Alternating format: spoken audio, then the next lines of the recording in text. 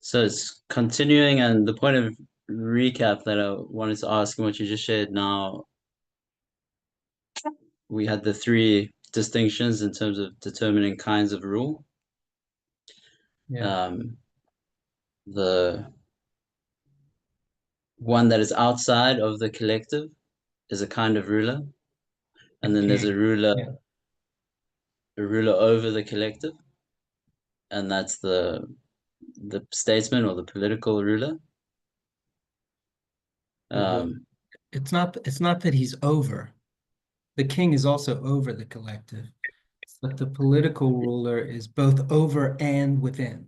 He is governed by the laws as well, which is yeah. different from the king who is completely over. He's over it. Yes, yeah. So, so then maybe the third one is more just a further description of the two in terms of how they configure the good or where they get the good from. So that you the way that you said the political science a few moments ago is what I guess I have a curiosity about. So being both over and within the system, which is the position of the statesman. And that's the context of the political science. Where's that leader or that ruler getting the idea of the good? They give an idea to the collective that's under them, but I think that's where my curiosity is where that idea comes from for them. Yeah, so there's two distinctions that we should be careful not to conflate here, because I think you're primarily interested in the same one that I'm primarily interested in, and I think that Aristotle is primarily interested in. The first distinction is the distinction between the statesman and the king, and that's the distinction between uh, being subject to the laws that you are responsible for making and not being subject to the laws that you are responsible for making. The first one's the statesman, the second one's the king. And then there's the question, which this is the second issue, which is a question for both of them, which is where do they, in relation to what good are they making the laws in the first place? And that's true for any political whole. That's what distinguishes a political whole from, for instance, a family within a state or a friendship within a state or any sort of a person within any sort of community within the whole. Yeah, that yeah. Yeah, so the statesman or the king, whoever's the political leader of the whole, has to understand the end of the state, and the end of the state is fundamentally different from the end of any of the communities within the state because it's not subordinate to anything. It's subordinate only to itself. Okay. Okay. And that's our subject essentially. That's the political that's the inquiry that's before us. It's it's looking like it. This is Aristotle. So Yeah. what it is that we're talking about becomes clear as that's part of it's the first important thing to do is figure out what the subject under discussion actually is. But that is looking like it's an important part of it. Yeah. Yeah. Otherwise, that distinction between the creation of laws and the being subjected to the laws that one creates was very helpful. Um, Distinguishing it in my mind, I was thinking of the good only. Like so it's interesting how the king can create laws that they are not subjected to, but the laws Yeah. that the statesman makes, they subject themselves to, or that's part of being a statesman, or Yeah. How does he put it here?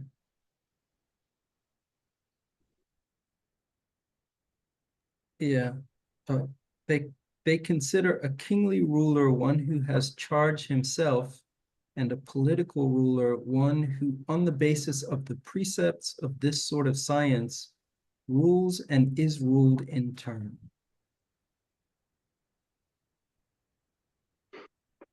Yeah, that's where the like it's almost, it feels like a gap. There's something rules and is ruled, and ruled by the question, like ruled by what, or so. So I guess that's where the science is, the precepts of this particular science. Or That's one way of taking it here, I think, that it's the precepts of the science that are ruling him. But another way of taking it is that he is himself bound by the laws of the state. So he rules because he makes the laws of the state, but he's also ruled because he's subject to the laws.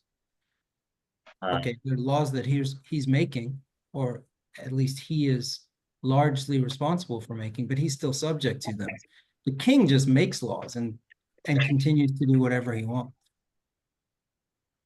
yeah, He's not yeah, subject to the laws. So he rules, but he isn't ruled in turn. He just rules. that's quite a, yeah. Yeah.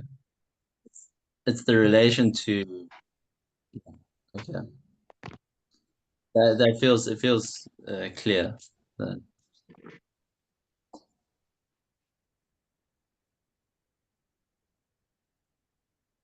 Are you with us, Sipho? Yes. Can you guys hear me? yeah. Yeah, I'm here.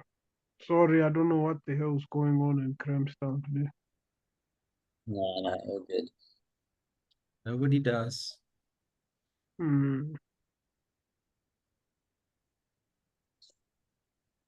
So All wait, right. did you catch what was being said now? Are you in a similar place to us? Or you...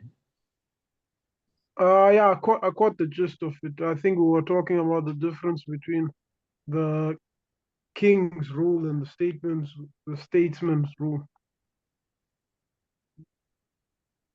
Yeah. Yeah, and the Where main one is difference. rule, what? Sorry, go ahead. Yeah, I'm saying where one ruled and the other one rules and is ruled, because the statement is still ruled by the laws of the state, whereas the king just makes the laws of his kingdom.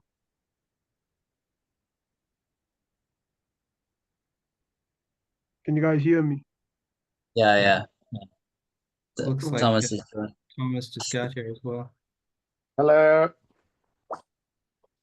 I Uh, It's assume I assumed that you guys were starting at 5, so I took a bath. uh, a big coordination around time. From next week, 5. Okay. From next week 5. Okay. We actually decided to start at 4 so that we didn't exclude you, but I guess it had the opposite effect. Oh well. How many lines have we got through? Like 3 or 4? Are we hurtling Roughly. ahead to 5? We almost got to the end of the first chapter. We've gone back to the beginning now. Oh my god. Going backwards. Yeah. All right. So all right. do we read on, or do Now we I'm try listening. and see if we uh if we're all thinking similarly, or uh how do I like I feel sharing bad for Larry. He's been here for 2 hours already. I Aren't got we just stuff to holding him do. I hostage? just had the Zoom on. It's just sitting in the background. Oh, okay then. Okay Thanks then. though. I'm willing to. I'm willing to. Yeah. Let's push. Let's push forward. Let's make the day count. Let's make the day count at least. What are we on chapter 2 now? Sorry. No, Yep. no. We're at 1252 A15. No, I don't have the 1252A. Okay. So still on the first page. Okay. All right. All right. Should I read here? I'll read the rest of chapter 1, and then we can talk about some. This will be clear, is where we're starting, ironically enough. This will be clear to those investigating in accordance with our normal sort of inquiry. For just as it is necessary elsewhere to divide a compound into its uncompounded elements, for these are the smallest parts of the whole, so too by investigating what the city is composed of, we shall gain a better view concerning these kinds of rulers as well, both as to how they differ from one another and as to whether there is some artful expertise that can be acquired in connection with each of those mentioned. We arrive at the first ends.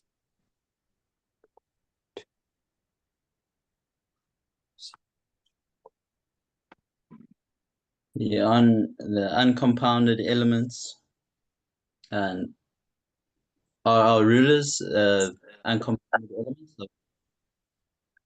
That must be part of the determination whether they are. So it's the states, it's what the state is compounded of. In one instance, the state is compounded also by a ruler. In another instance,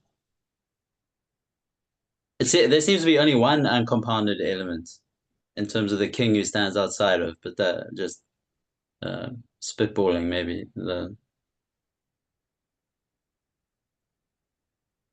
Well, what are the elements of a compound? The parts that make up the compound. Yeah, they're the parts that make it up. So we've got a compound, the state, or even the family, or the whatever other collections we can name. So now we want to know what's the smallest part that this compound can be broken up into. What are the smallest pieces?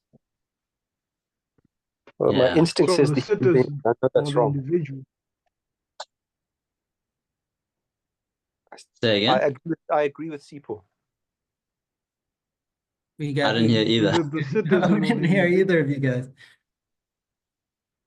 Citizen, the The citizen. citizen or the individual? I mean, they're the same thing, right? It seems like the smallest compound of the state would be a person, wouldn't it? A citizen, yeah. Yeah. I don't know, he doesn't say that here, but it's hard to know what else he could mean. Maybe he's going to explain it.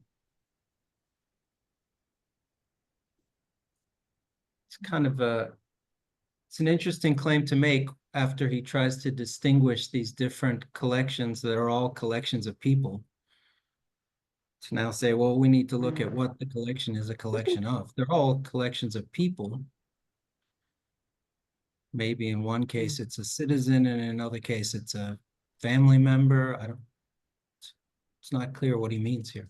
But didn't he also say, sorry, forgive me for going back to the beginning again. Didn't he also say that in some way that the whole was in some way prior to the parts? I seem to the community. What we're studying is the community, right? Oh, forgive me. No, it's just because if the community is the whole, then it's prior to the parts. Then the community is the simplest part, right? It would be simpler.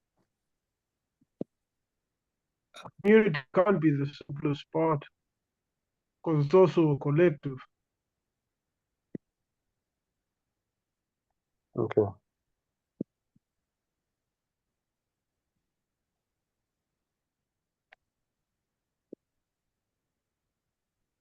Thought I had Aristotle here.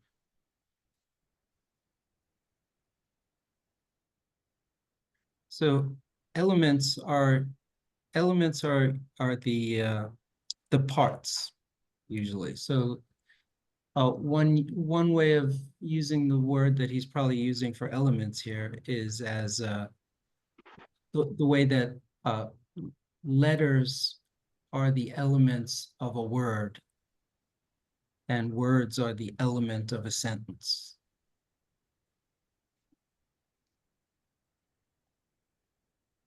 Okay, and we're seeking the non-reducible element, the uncompounded. Yeah. Okay. The element that can't be broken up into smaller elements. Yeah.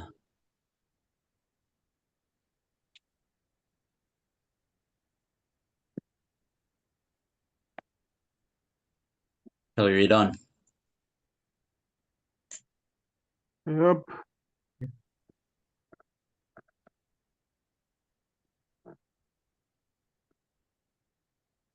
Somebody want to take over here? Tom, you want to give a go? Okay. Now, if in this, can everyone hear me, by the way? Yeah. Yeah. Now, if in this particular science anyone would attend to its original seeds and their first shoot, he would then, as in others, have the study perfectly before him, and perceive in the first place that it is requisite that those should be joined together, whose species cannot exist without each other, as the male and the female, for the business of propagation.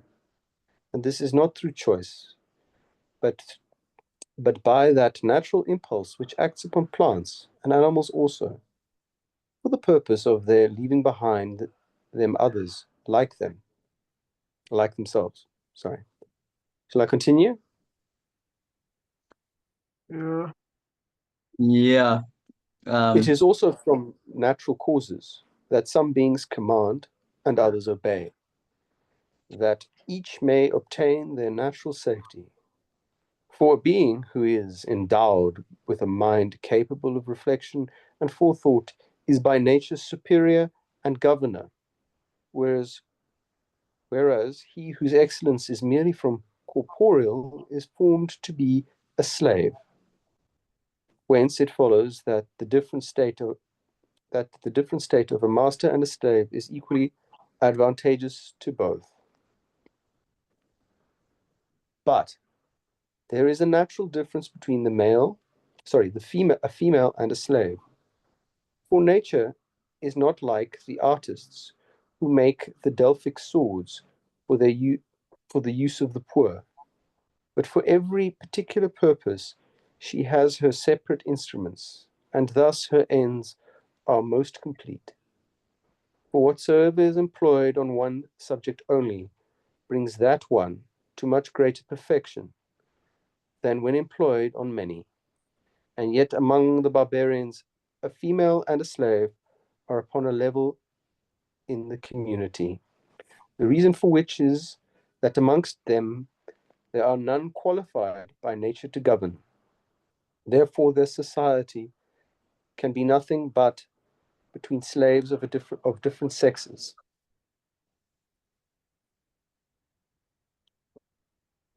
Would you have me continue? Or is that enough? Yeah, I think It's a lot. That, I yeah, we think that's covered. where we stopped. That's where we stopped last time, right? uh, You did read this. Yeah, Yeah. that's where we stopped last time. 'Cause it sounds familiar. This is where we shifted our focus to rationality, being by nature ruler over the body, or the mind by nature being the ruler of the body. I'm remembering this correctly. Yeah.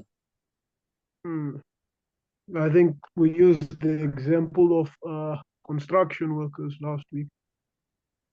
Yeah. Yeah. Mm. Larry, was what you read then following? No, Was it before? I moved backwards. We reread something from chapter 1. Okay. I'm shocked we've been going so fast.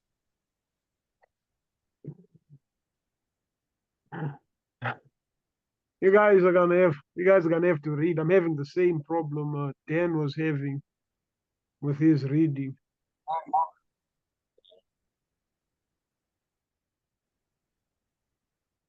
Yeah, For some- in terms of the text, I'm a little bit I would just, disoriented as to. I must say, I imagine that this is, when I was reading it, it was quite controversial. Struck me as quite controversial by today's standards, what he was saying. That's I mean, I think that almost goes without saying, but. Oh, I don't think there's anything controversial about it by today's standards. It should be dismissed.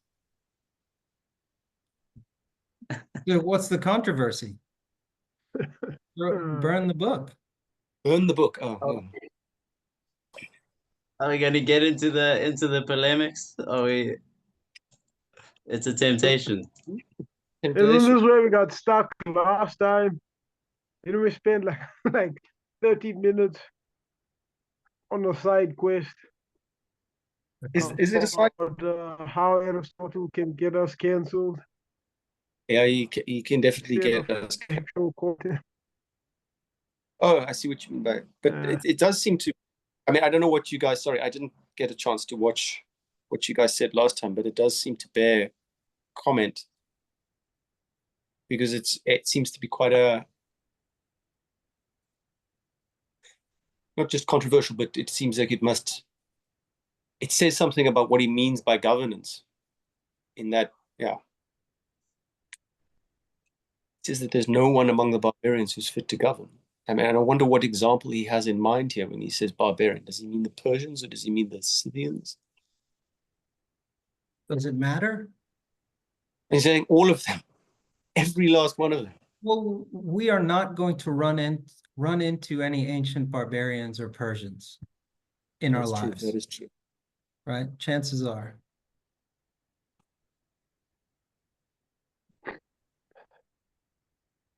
How does he define them? How's the barbarian defined, Tom? Tradition. Oh, maybe Larry, you can back me up here. As far as I know, a barbarian just means basically any foreigner. Or traditionally, it used to mean any foreigner. I mean, I mean, started to take a pejorative connotation. Apparently, I mean, less in that sense, more in the sense of the flow of his argument. Like, what are they? Do you understand more the question? Like, how are they configured, and I mean, what's their function in the flow of what's being expressed? One might think of them as in this more pejorative sense as those who have no real rulers. Have no rulers.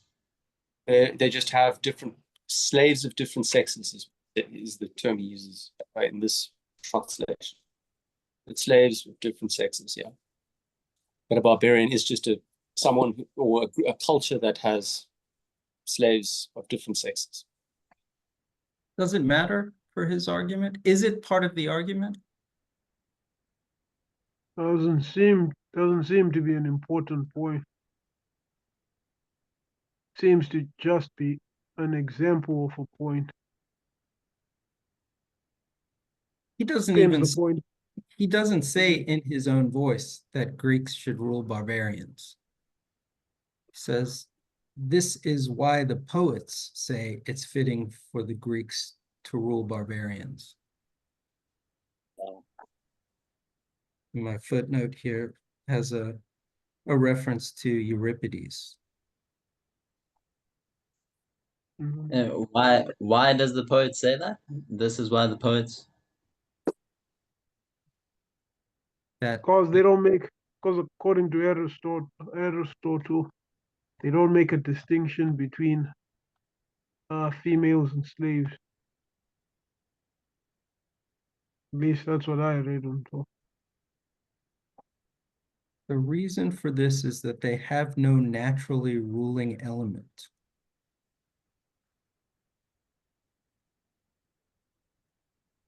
Yeah. All right, let's move on.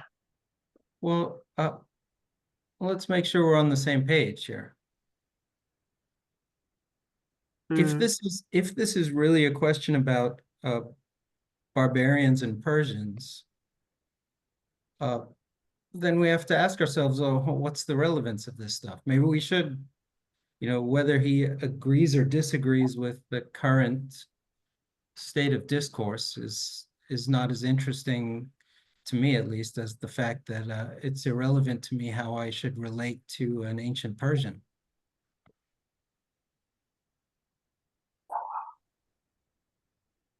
The part that seems relevant to me is that is the claim, whether I should accept it or not, that the mind should rule the body, that we have a naturally ruling element in ourselves that that can distinguish the right amount from the wrong amount, and a naturally following element in ourselves, the body, the desires, that doesn't make distinctions like the distinction between a woman and a slave, whatever distinction we're going to make. Obviously, we don't want to make that one anymore because we don't want to use those categories. Apparently, both have disappeared.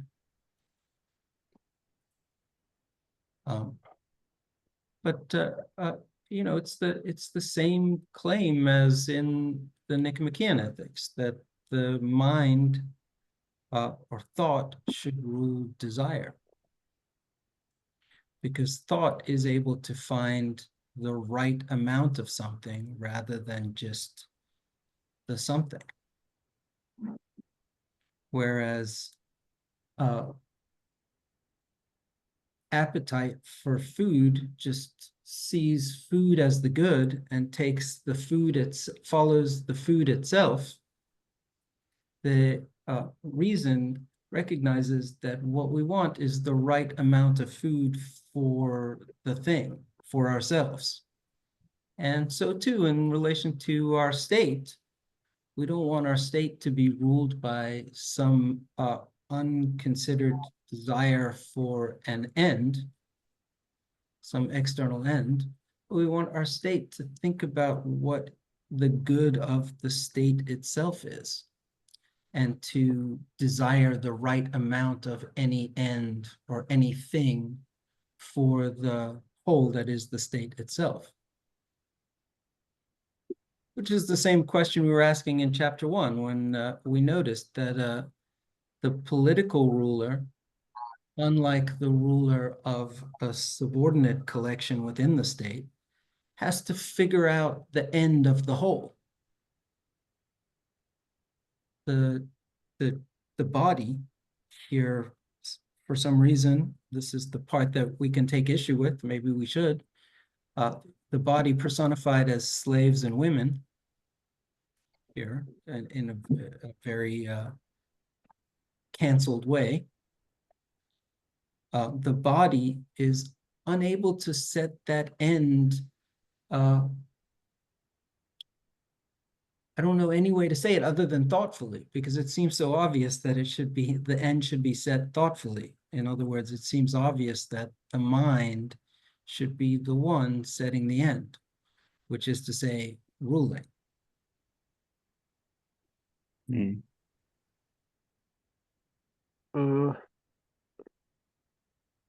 Question. Since, if I'm remembering correctly, this was about finding the smallest, rather I don't even know what to call it, but the smallest part of the whole. It seems like he starts off. It seems like he doesn't start with an individual, but starts with the smallest union. And I can't tell whether he's saying the smallest union is that of male and female, or that of master and slave, or both of them can serve as the smallest union. Now, right there in the beginning, like in the first place, there must be a union of those who cannot exist without each other, namely male and female, that the race may continue. And then I Yeah. think the one he says after that is master and slave. So I guess the question I'm asking is he saying both of these relationships are significant as the smallest unit of a state? Does my question make sense? Yeah. I was just wondering about the sequence of the passages because I don't have the text in front of me. But it also struck me that he seemed to identify the smallest, the uncompounded unit of the state as being the male and female. I think that you Or pointed to master and slave. almost and slave. Yeah, because it seems to say, yeah, the smallest one is a union of two things that can't exist without each other, essentially. Because both those seems to fall under that description. So you say are you reading that as the uncompounded? It's clearly a compound because it's a union of two things. There you go. Yeah. It's clearly a compound, but I guess I'm just curious why he didn't start with the individual, and he's saying in the first place it's a union, as in the individual is not the smallest thing, but a union that can't. I guess because it can't survive without each other, because the union consists of things that can't survive without each other. Isn't it because politics is a science of community or union, human union? I'm not sure I understand you. Because Not the sure I beginning, understand you. Answer. it's about society. Or what was that word that you said, that Greek word that you used, Larry? Koione, or The community, community is probably a pretty good term, but I think I used collective collective. just to emphasize that it was a whole of parts. Okay, I see your point.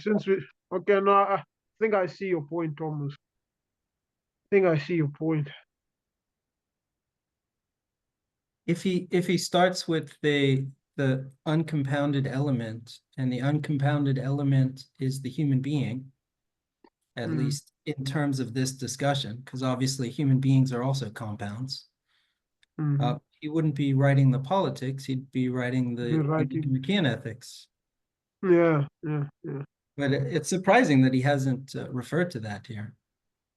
He could have. Maybe he will soon.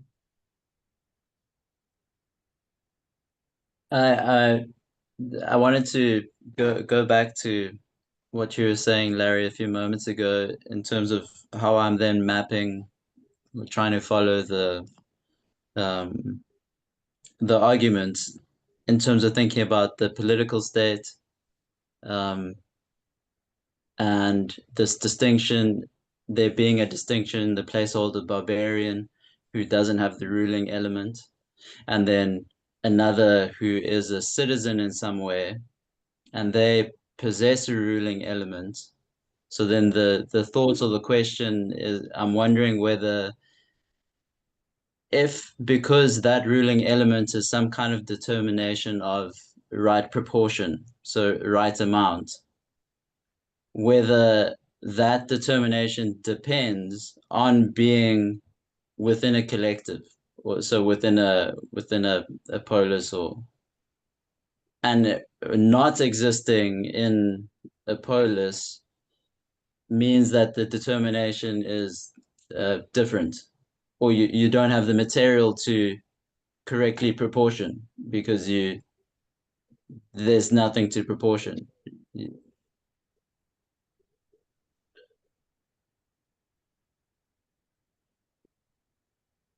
I'm not So sure then I followed the question there.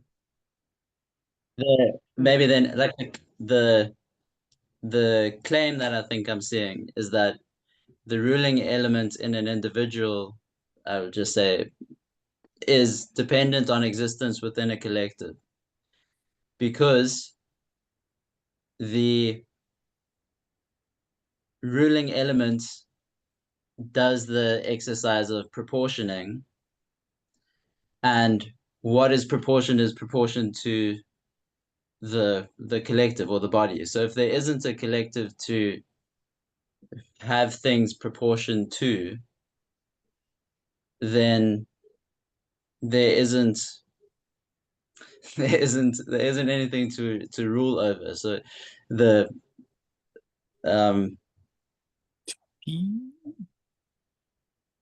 the more specific thought was that I was wondering about the relevance of the political community to the ruling element of, but I might be going through too many levels at once, like equating between individual and the polis, and that's Yeah, I'm not sure what's bothering you or what you're asking about. It may be that it's part of being a human being to be in a polis. Maybe. Well, we don't, I don't know that we can say that yet because we don't really know what a polis is yet, except that it's a collection of human beings. We're still trying to figure out if it's different from a family or a household or any other sort of community. It does seem like there is an analogy here. And obviously this guy studied with Plato for many years, so this analogy would not be foreign to him between the individual and the polis that's already kind of coming out. And the analogy is exactly what we've been talking about. There's a ruling element and a ruled element.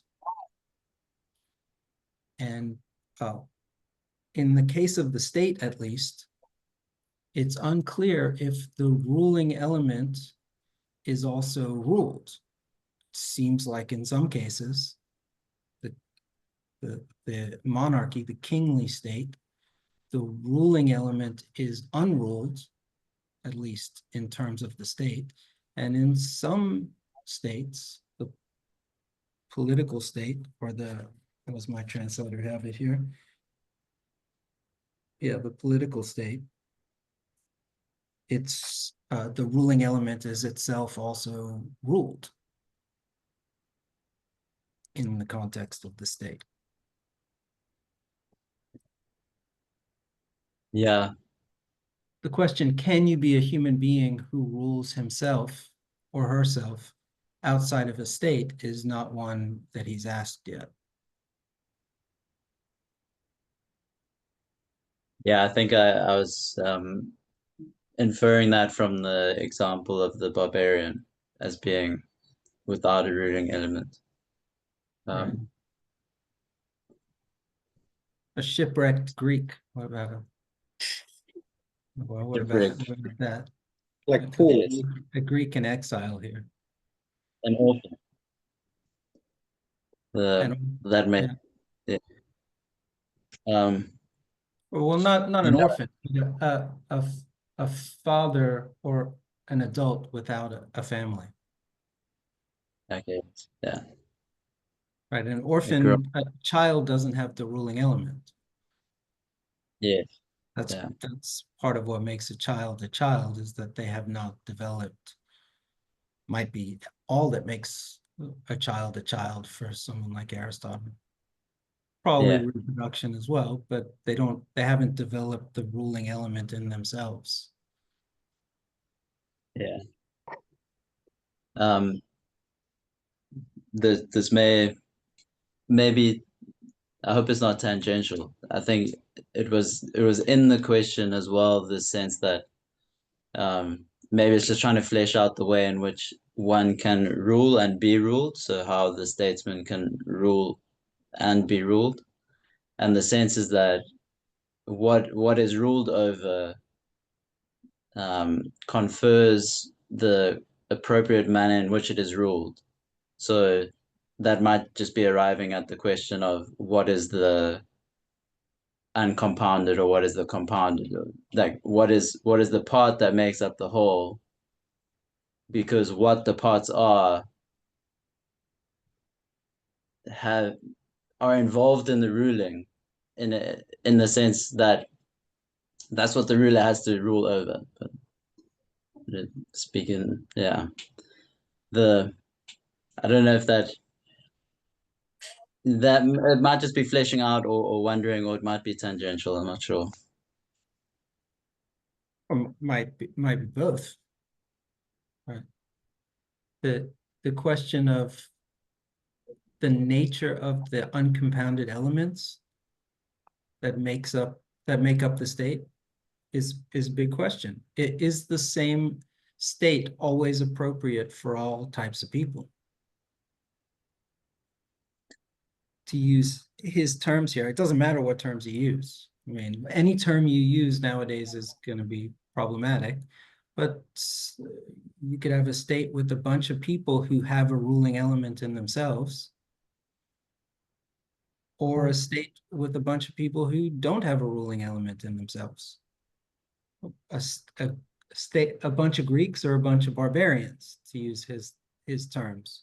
That don't really matter. None of ancient Greeks and ancient barbarians are all gone. So I guess we can insult them if we want to. Probably not, but whatever. The main point is that you can have a state full of people who have a ruling element, or a state full of people who don't have a ruling element. It's unclear. Those are going to, we might want different sorts of states for those two groups of two collectives. Yeah. You have to know what the uncompounded is first, or that seems to be where the inquiry is.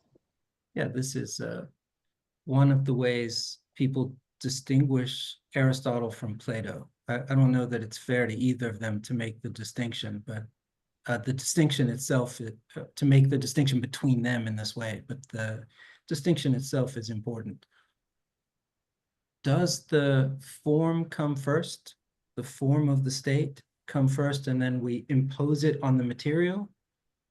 Or does the form arise out of the material?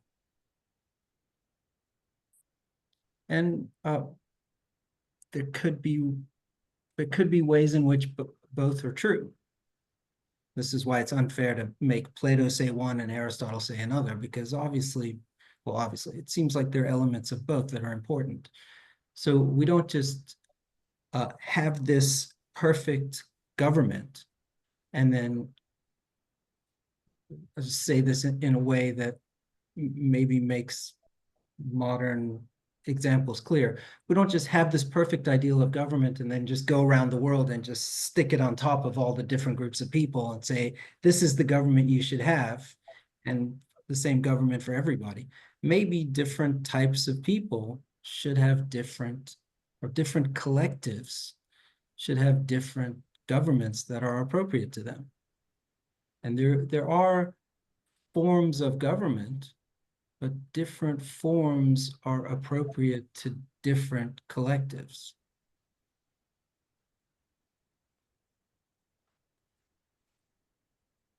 Yeah, that felt like a significant space clearing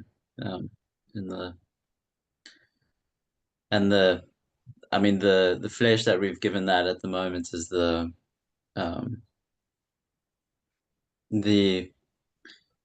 was a you move between kinds of people and then kinds of collective, and then also in the sense of the sense that the differentiation of kinds of people or collectives would be their relationship to a ruling principle, or their possession of a ruling principle, or that's what comes out in the examples that we used in the partnership and the foreigners or the barbarians.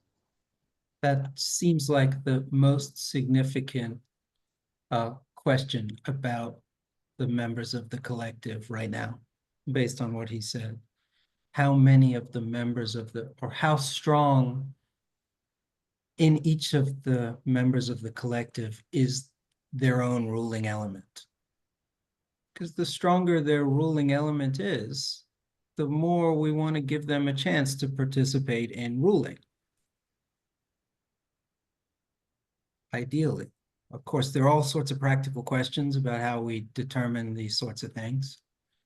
But at least in theory, that's what we might want to think about. Yeah. We're getting ahead of ourselves here. Sorry, Larry, I was just wondering what would the, and this is again possibly tangential, would there be some sort of idea of how to cultivate that ruling state, or to bring the ruling state into each individual? Yeah. How do you actually, how do you make people? Seems to Is be that even the role of the state? Do we want a state that changes the character of the individuals? Do we want a state that is going to help each individual to rule themselves as much as possible?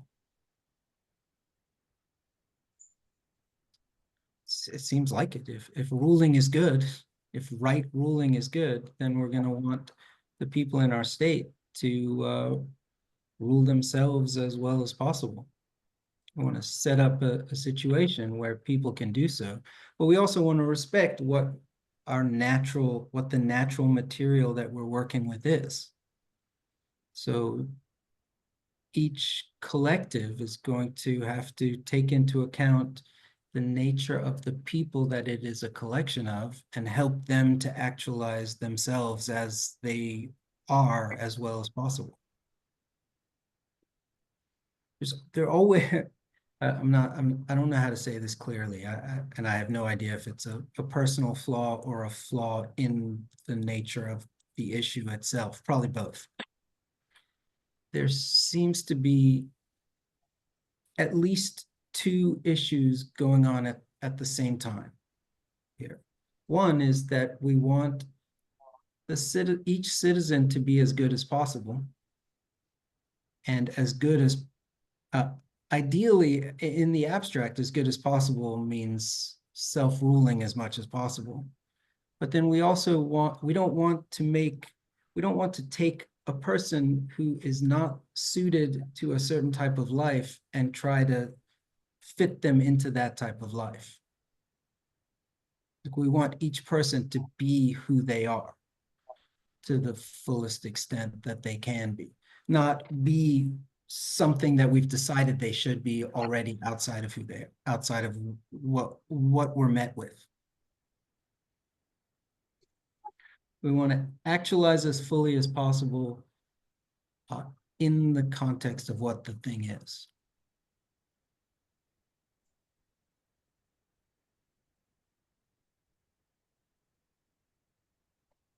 Yeah. What is your I can get a sense of how that itself is a coordination.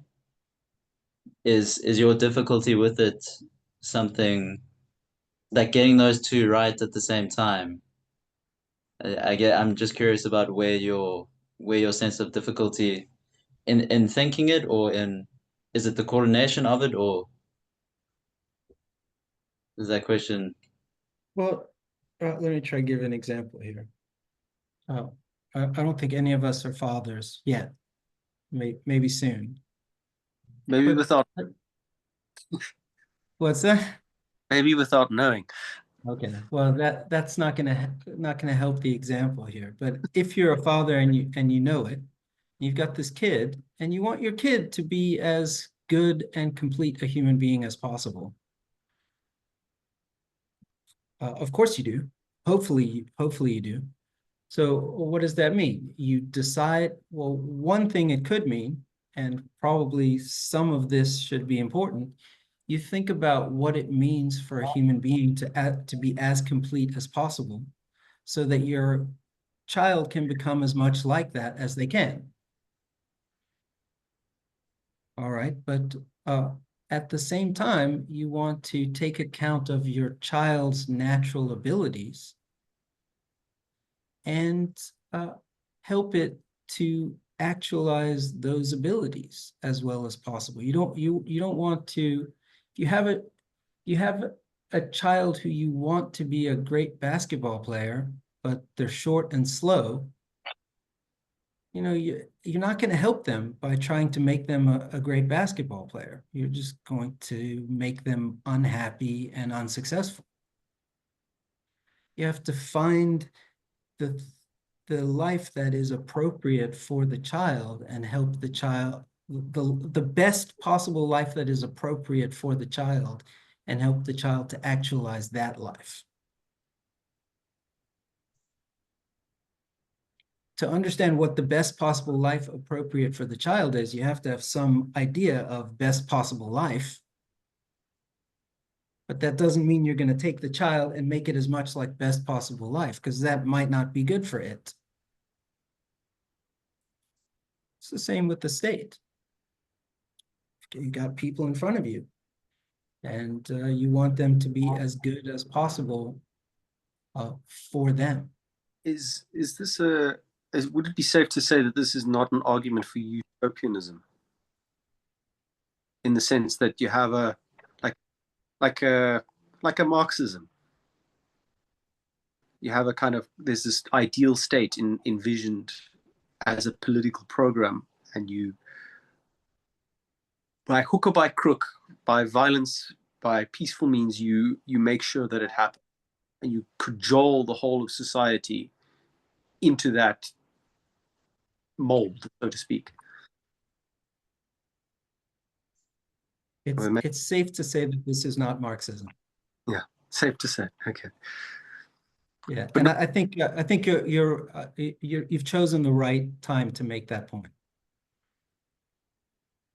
There isn't this isn't, or well, I mean, we don't know yet, so I'm speaking out of turn here, but this may not be the same sort of developmental account where we have an end in mind that is preset and has nothing to do with looking at the particular people we're faced with. That's not fair to Marx, because that's not quite what Marx is doing. But yeah, it may turn out that there is more than one form that the state can take, and that those forms are, it's not, one isn't just a step in the path to another. It may just be different forms.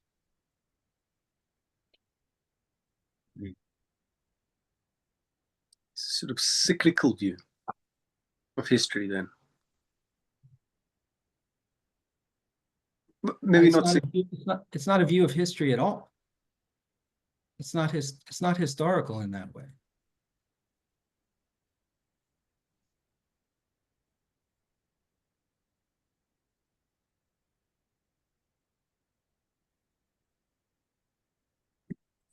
Yeah.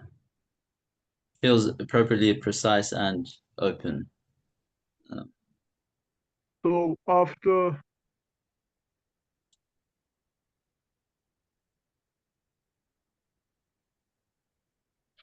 the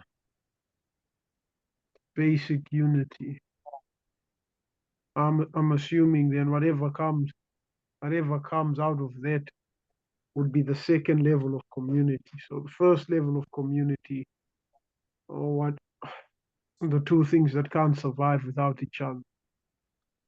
Sorry, I'm going back to what we were saying in the beginning about building up the parts that make up a state. At least that I was thinking about it. So first we start with the parts that cannot exist without each other. Male and female, master and slave. I'm assuming something comes out of that, and that would be the second layer. If it builds up, does it just, maybe I'm jumping ahead of myself. I think you're jumping ahead to the next sentence, actually. So it's probably a good, you're setting us up to keep reading here, I think, Sipho. He's not gonna change topics that dramatically here.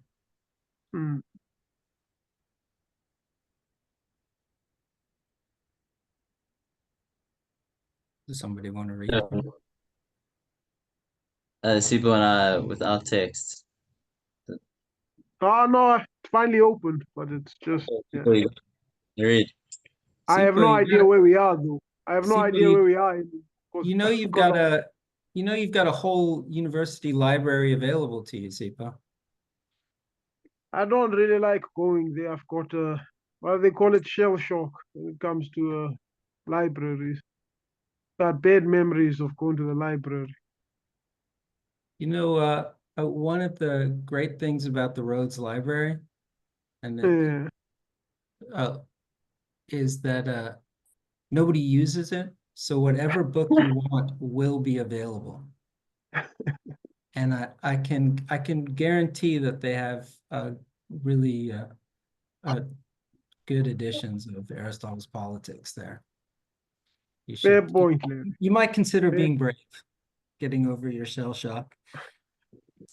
It might not be the appropriate thing for me. This going to the library thing. I would disagree. Uh, All right, I'll read for now. All right, we're halfway through. Well, we're about a third of the way through chapter 2 here of book 1. From these two communities, then, the household first arose, and Hesiod's verse is rightly spoken. Quote, first a house and woman and ox for plowing, end quote. For poor persons have an ox instead of a servant. The household is the community constituted by nature for the needs of daily life. Charondas calls its members messmates. Epimenides of Crete calls them stablemates. The first community arising from several households and for the sake of non-daily needs is the village. By nature, the village seems to be above all an extension of the household. Its members some call milkmates. They are the children and the children's children. This is why cities were at first under kings and nations are even now. For those who joined together were already under kings. Every household is under the eldest as king, and so also were the extensions of the household making up the village as a result of kinship. This is what Homer meant when he says that each acts as law to his children and wives, for men were scattered and used to dwell in this manner in ancient times. And it is for this reason that all assert that the gods are under a king, because they themselves are under kings now or were in ancient times. For human beings assimilate not only the looks of the gods to themselves, but their ways of life as well.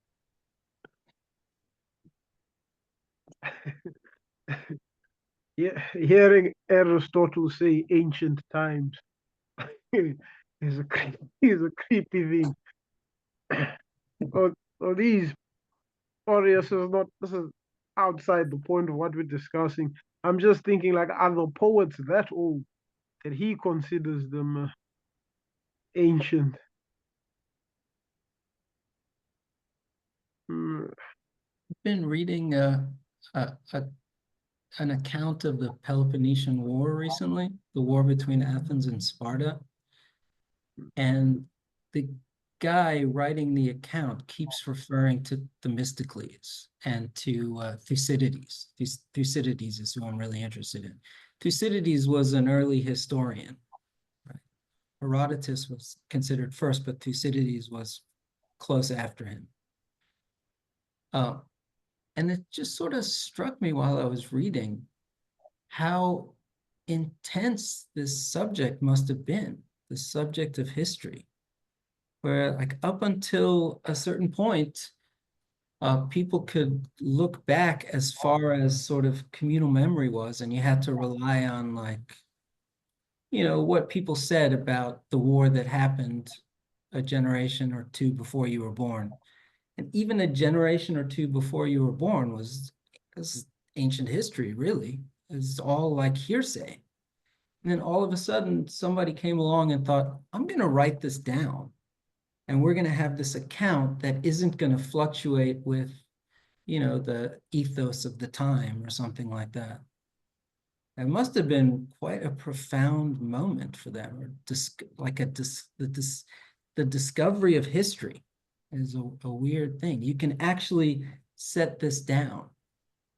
Trace it back historically.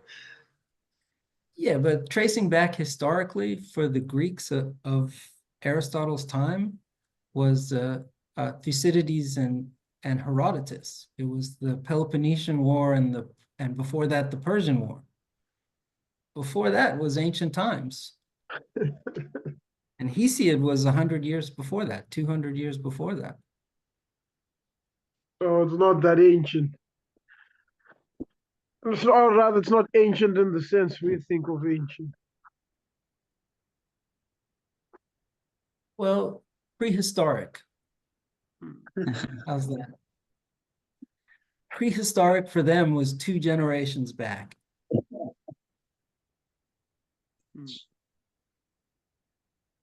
Okay, so the union that cannot survive without each other, the first.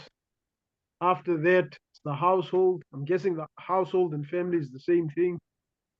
After that, it's because I think your translation said household, mine says family for some reason. After that, it's the village, right? Am I so. getting in this order, right? I can't remember what was after the village. Was there anything said about after the village? The village. I mean, he talks about kings, but he doesn't talk about a kingship. So I was saying the villages also have kings, but the kings of the village are like what, the eldest.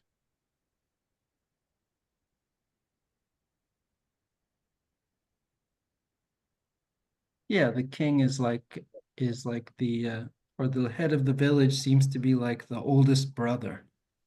Or like a chief or something, I guess, in South Africa. Don't know how Yeah, things work. something like that.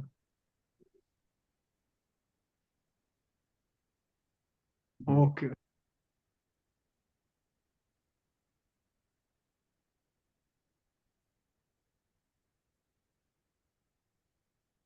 In the colonies of the family, the kingly form of government prevailed because they were of the same blood.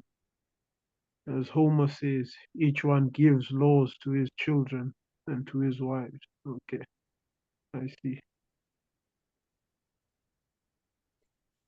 So Sipho at 1252 B10 here, well, the first thing I read, you have from these 2 communities, then the family first arose?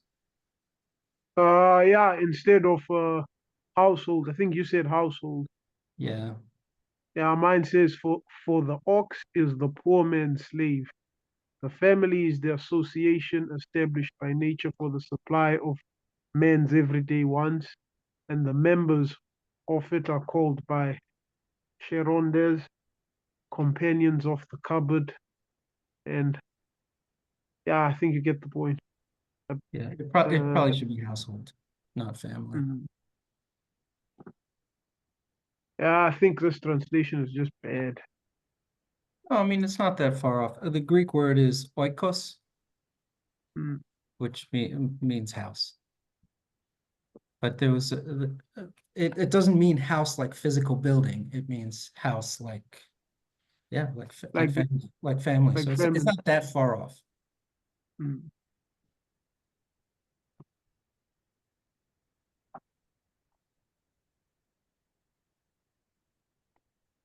Think, how are you guys feeling on energy? Do you want to continue?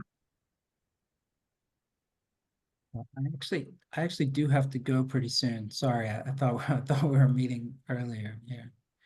But Yeah. I can make it to 11, no problem. Or can make it to for 10 more minutes easily. Should we read a little bit more? Yeah, yeah. Uh, Nothing too surprising from this side. Sipho, did you have something? Yeah, no, I guess for me, I'd made too many separations. I thought there'd be separations in between, you know. Like, but I guess I see why I would go from household to village. Uh, I guess I understand because we're looking at once we've looked at a collective, or rather once we've looked at a collective of households, we end up with a village. So I guess I'm thinking too much of it in modern terms, distinction of things. Like, I don't know, Sipho, How do I'm not you? sure. Yeah, go ahead, Daniel. And I was just wondering how I'm curious about how you think it's relevant. Like what's the what's the intrigue like in in in making the distinctions?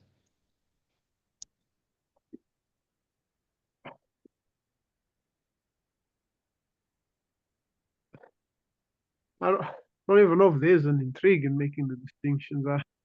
I just think, like I said, I just think the way I thought of it, I thought there'd be more separations in between. I don't think there's much importance if there is separations in between.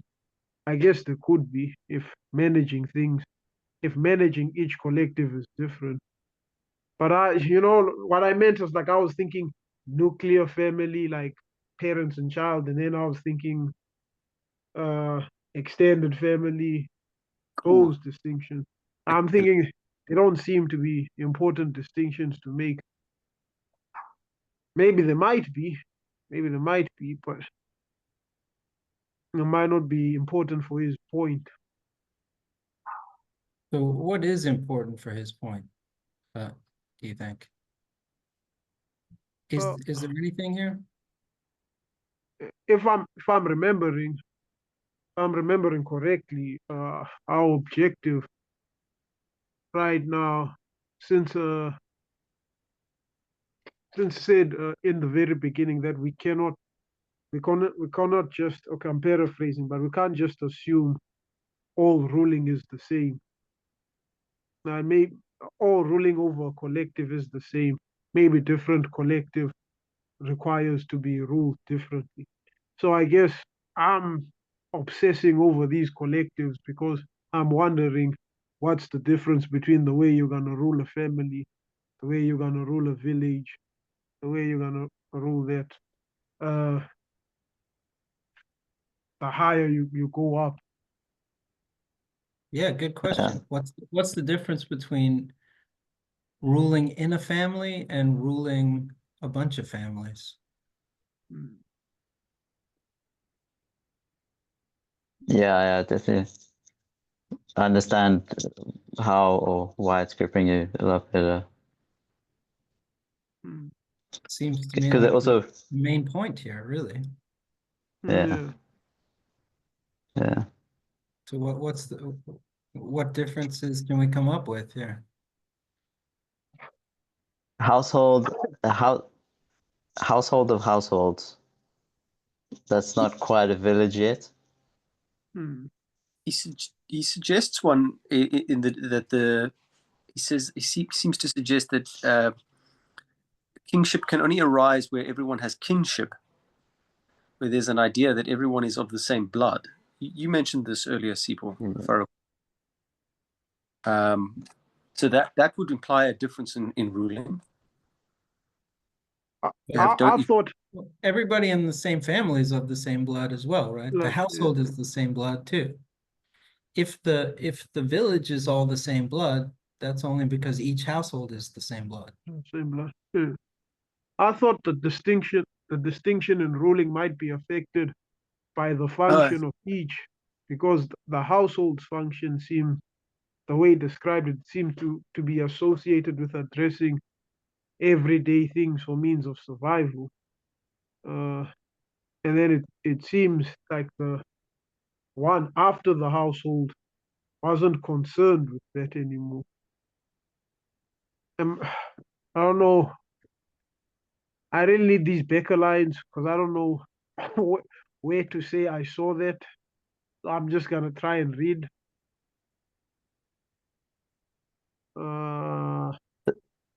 Don't people form villages for the sake of survival?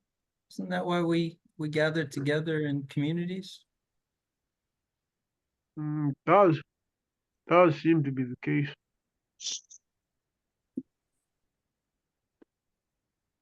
Hmm. So the manner of distinction then that we're seeking, are we looking for a different kind of, well, that's like the beginning of the, like a different kind of distinction. Are you looking for the moment in terms of the like sequential layering in which the rulership becomes of a different kind? So like, does that make sense of where you're questioning? Is that like at when it's a household of households, the kind of ruler changes? Be honest, I don't know what I'm looking for. I'm just I'm kind of just elaborating on Sipho's question here. Yeah. Sorry, that question was to Yeah. Sipho. I was wondering. Oh, good. Oh, good. Yeah. Yeah, If you're hoping from an answer from me, if I had the answer, I would not have asked the question to begin Okay, with. but because Tom said something interesting about blood in terms of how the king comes about, like king in kingship. So there's some like family blood relation that gives rise to rulership that's of a king, or at least the word used was king, and the king, which like derives from the elder in the family, gives the rule. It gives the rule. We made the distinction earlier. The political leader gives the rule and is ruled by the rule that they give. But I'm just trying to put pieces together. So then I guess I was, the reason for my initial curiosity and why the distinctions were striking you, or about what was striking to you as relevant, is I was like wondering about the strategy of going from the level of looking at the different sets of collectives, so like the family, then on the idea that if you map that out correctly, at some point in that development, there'll be the change that is a change in the kind of rulership that's appropriate to the whole that it's set over. Mm.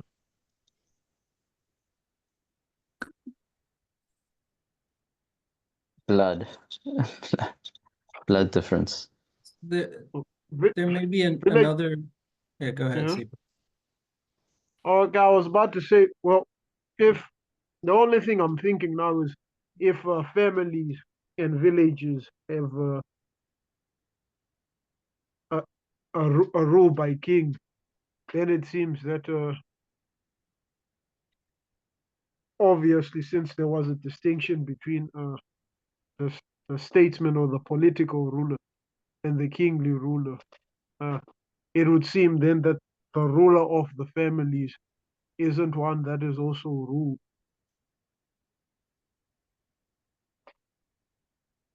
Am I making sense? Yeah, the village elder sometimes is not ruled by anyone else. He can't be, because there's no one to come in and say, "You do this." And Okay. in a sort of imagining like an isolated community here. Yeah, the nature of a village and household is more like that of a kingdom than of a political state. Is what I'm getting. But Well, what are what I villages wonder, and households the same? are what? villages and households the same? Yeah. Is that the question?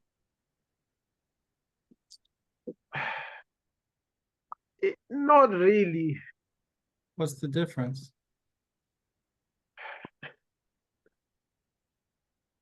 I want to say the manner in which they are ruled villages. Okay, let me not stop thinking about villages in Village constituted. the practical sense. Sorry, see. Are A we village- talking about villages as described here, or like villages as if as the ones we've lived in? Described here, described here. The only distinction I can see between the two is just numbers. Like one has a larger elements of. Am I making sense? One is composed of more parts than the other. Is Seems there to be- anything else?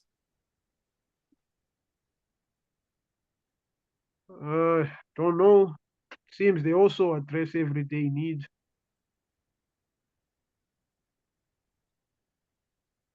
There's also the village has certain economic benefits that a household doesn't.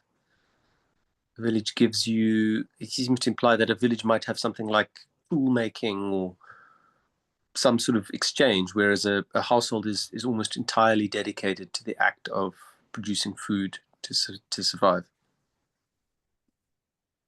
There's a degree of economic complexity. I mean, there's no exchange between households within a household, but there's exchange between members of the household. They seem to be the same from what I'm reading. I can't pick up another distinction except the size and number of. Can't have a market if it's a market. What about the male-female distinction?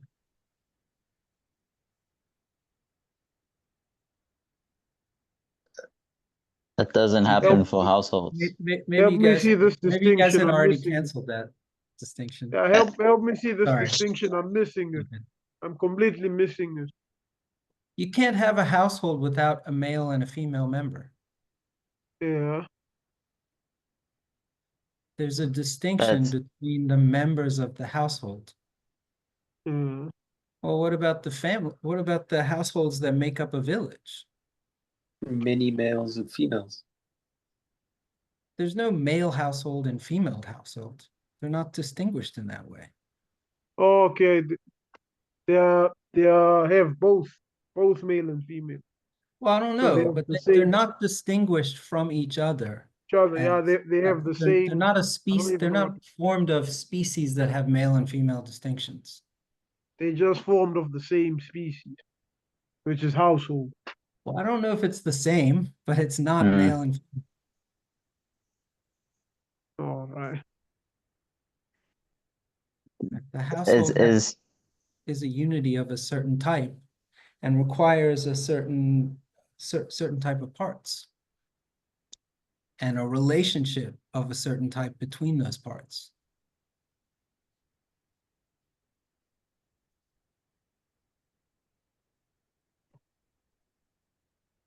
would it be too far to say that the households need to have a distinction between them in the way that there's a distinction between male and female? So not just that they're different, but there's something.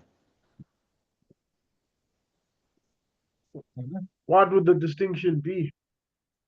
Like trying to think of one.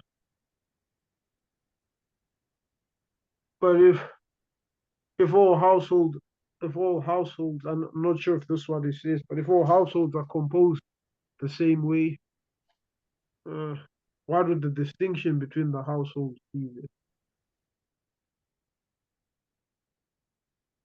I've got to go in a second, but I think we should read the next paragraph here because it'll give us it gives us a pretty good stopping point. Should I just read it quickly? Or Thomas, you want to read it? For which reason every city must be allowed? Is that where does that make sense to everyone? And sorry, let me go a bit further back. And when many villages so entirely join themselves together as in every respect to form but one society, that society is a city, and contains in itself, if I may so speak, the end and perfection of government. First founded that we might live, but continued that we might live happily. For which reason every city must be allowed to be the work of nature, if we admit that the original society between male and female is, for this is as their end all subordinate societies tend, and the end of everything is the nature of it.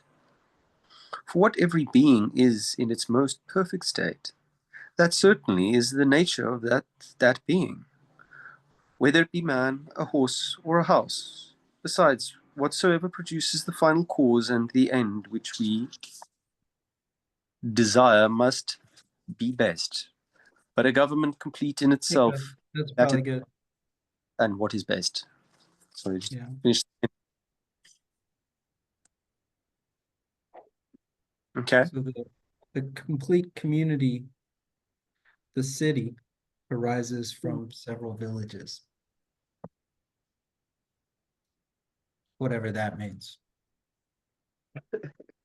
So we've got the individual, the household, the village, and the city. And the city is somehow complete. And there's lots to talk about here, but maybe we start with this passage again next time. Yeah, Yeah, that sounds good. let's do that. What number is it? What it's not Stephanus, what do you call it? The Bekker. The Bekker page 1252 B27. Rad. Yeah. All right. Okay, rad. Yeah, Sipho, thank you all. Go to the library. Go to the Ah. library. Some other time, Larry. Some other time. Some other time before next week. In Yeah. the Morning. library. Okay, yeah. Ciao, ciao. Alright, Ciao, ciao. ciao. All right, guys. Dan, Cheers. Dan, are you in a rush to leave? I'm always in a rush. No. Okay. You want to? You said Dan or Tom? Yeah, I I said said bye. Dan.